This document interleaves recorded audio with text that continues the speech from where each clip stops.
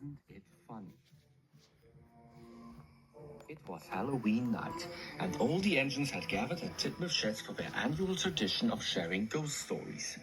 They all wanted to try and tell the spookiest story of the night, each trying to beat the other in a battle of words. Soon, it was Percy's turn. Whatever your story is, little Percy, it won't frighten me, scoffed one. The only one Percy's going to scare with his story is himself, Laughed James. Maybe you should head back to Farquhar, Added Henry. These stories might be too scary for a small engine like you.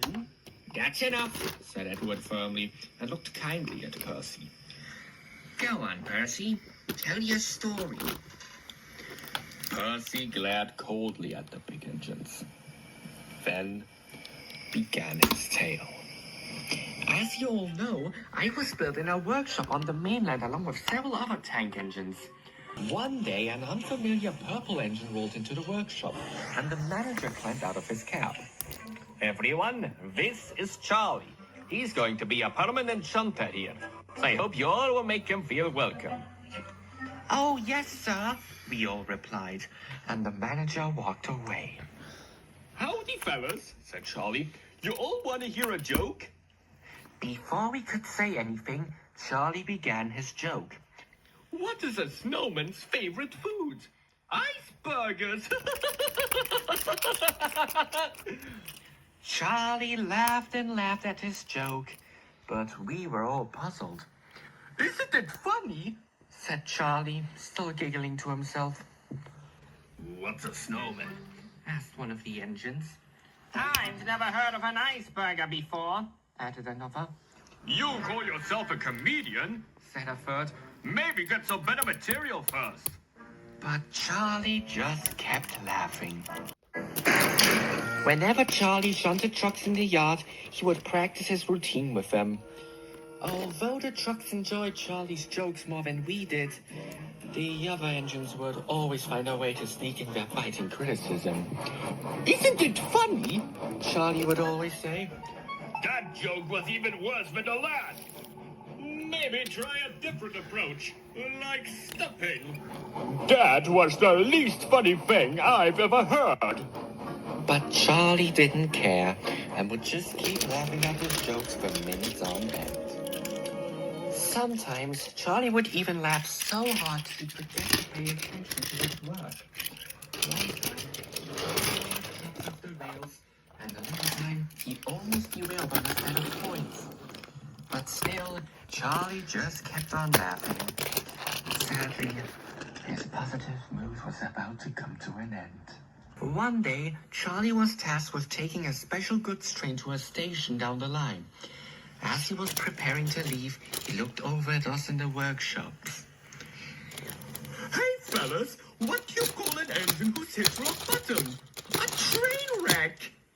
As usual, we all groaned at Charlie's joke, but he just gulped at his wit as he puffed away. As Charlie approached the station, he was still laughing at his joke. He was so distracted that he didn't notice the level crossing ahead, or the car stuck on it. Charlie struck the car with full force. The sound of twisting metal filled the air, and the family inside the car shrieked and screamed in horror. At last, Charlie came to a stop. He looked at the horror in front of him. Large red puddles soaked the ballast around him. Limp bodies lay underneath his wheels. And he heard the sounds of a child crying in agony from inside the jagged remains of the car. Percy paused dramatically. Something changed inside Charlie that day. Something snapped. As he stared at what he'd caused, his mouth twisted into a sinister grin, and he started to laugh. But it wasn't the same cheerful, goofy, hearty laugh we all knew.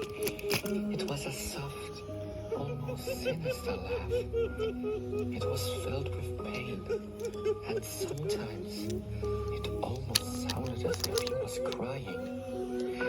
He was still laughing when I came to take him back to the workshop.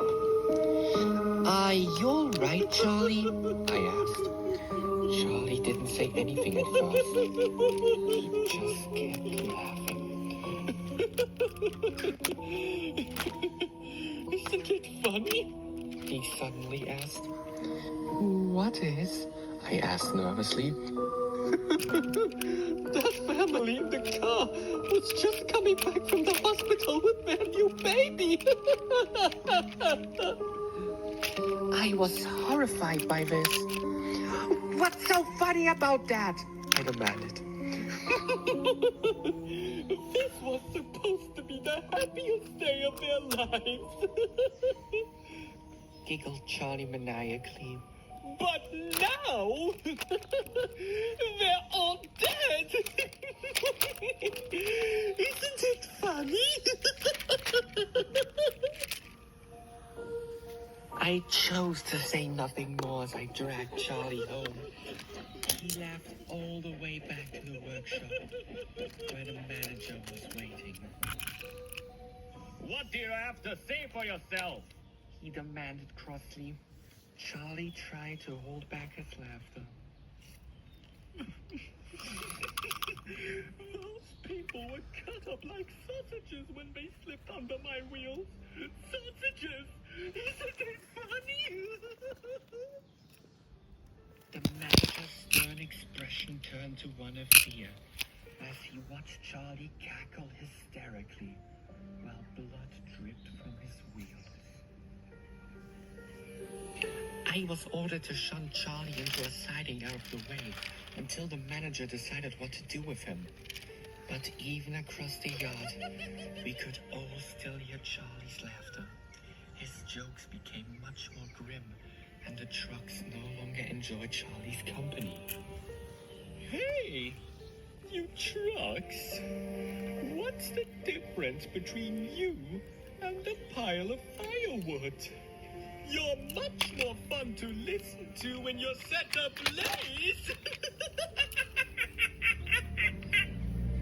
The trucks would only look away meekly as Charlie's blood-curdling giggles crept into their minds. But even at night, laughter never stopped. Charlie's cackle echoed across the workshop, haunting us in our sleep. Eventually, the manager decided to have Charlie cut up for scrap, as no one would buy him, and he kept scaring away any potential buyers for us. I was given the task of shunting Charlie to the scrap yards. The manager rode in my cab. Charlie just kept on laughing. When we arrived, I shunted Charlie into a siding, while the manager explained just what was happening. You've caused me a lot of troubles these past few months. He said firmly. This is all you're good for now. Any last words? Charlie looked down at the manager, still giggling hysterically.